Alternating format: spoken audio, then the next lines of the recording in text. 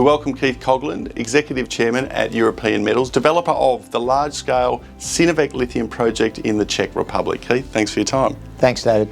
A significant macro opportunity has opened up with the announcement of the proposed Critical Raw Materials Act that will be before the EU in the coming months. What does that mean? What does the Act entail?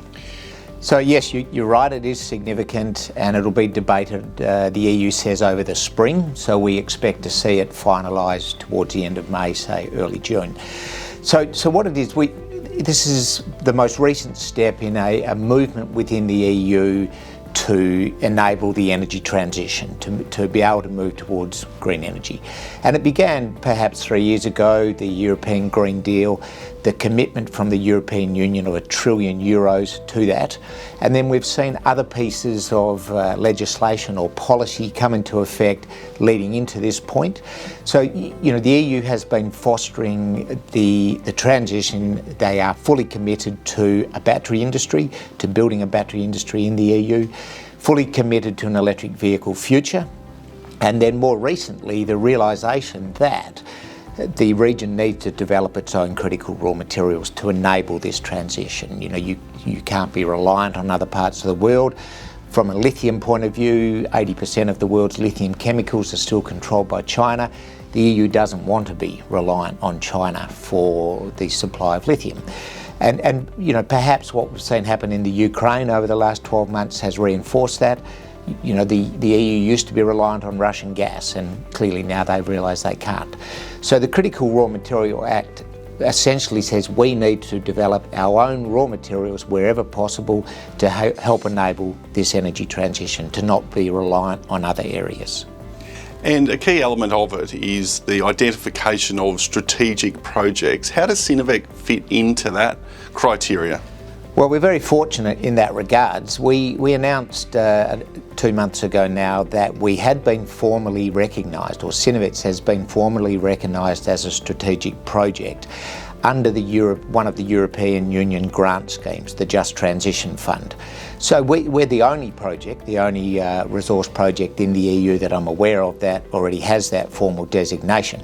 Now, we don't know for sure whether that designation will carry through to the Critical Raw Materials Act designation, but clearly it's a positive. So we already have that.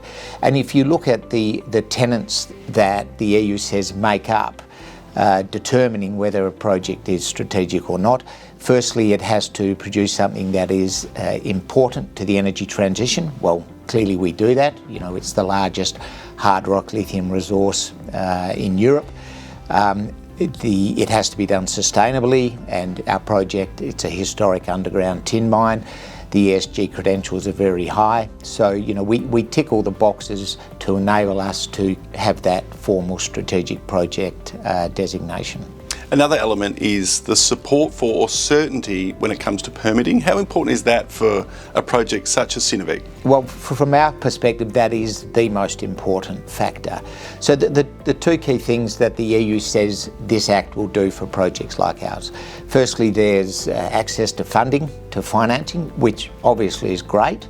We already have, under that Just Transition Fund initiative that I mentioned a moment ago, we already have been pre-approved for grants up to €49 million to help develop the project, early works and this sort of thing, and that's very important. And obviously it's a substantial amount of money, and we'd be very happy to take that and further funding.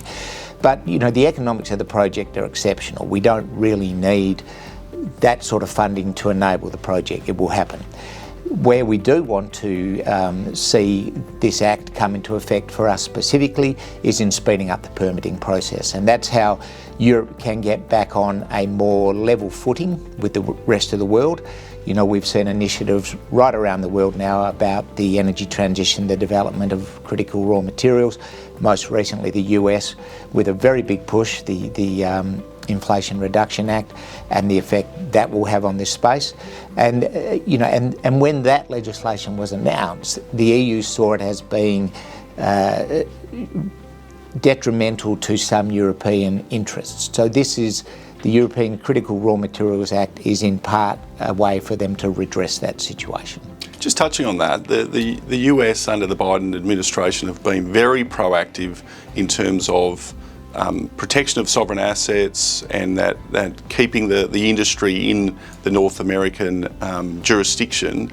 Like you say, has that prompted or fast-tracked the EU in terms of, right, we can't lose some opportunity in this sector to other jurisdictions? We've got to make sure we bed down the opportunity we have here. Yes, I think it has, and certainly we're seeing that now at an EU level in Brussels. You know, you have a different scenario. The EU is obviously a collection of member states. So whereas Biden can go and say the US is going to do this and it becomes law, you've got a different system in the EU, so it takes longer.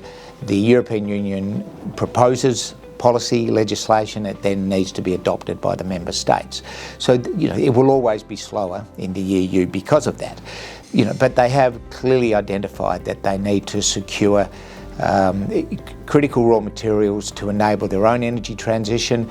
The Act talks of by 2030 needing to source at least 10% of all the critical raw materials consumed in Europe from European sources. 10% may not sound like a lot, but in terms of lithium, we estimate that to be around 120 or 130,000 tonnes per annum, lithium carbonate equivalent, and that comes from a zero base. There is no production currently, so it is still significant. The EU will still have to address the issue of where they're going to source the other 90% of what's required, because that's not clear, but it certainly means that projects like Sinovex have to come into production to get anywhere near that target. Lastly, at the project level, what are the milestones investors should be focusing on now? What should they be thinking about when they're looking at the development of this project? So at a project level, we're well into our definitive feasibility study, which will be concluded September, October of this year. As part of that, we are currently doing some lock cycle test work here in Perth. So we'll have the results of that to market shortly. And from that test work, we'll also have marketing samples of both battery-grade lithium carbonate and battery-grade lithium hydroxide for selected potential off-takers. So the actual project itself is going along very well. And we are now focused on ensuring that things like the financing and the permitting fall into place in time so that we don't have any delays between concluding our DFS and being able to move straight into our final investment decision. A globally significant project, strong EU support building, exciting times ahead for European Metals and its shareholders. Keith, thanks for your time. Thanks, David.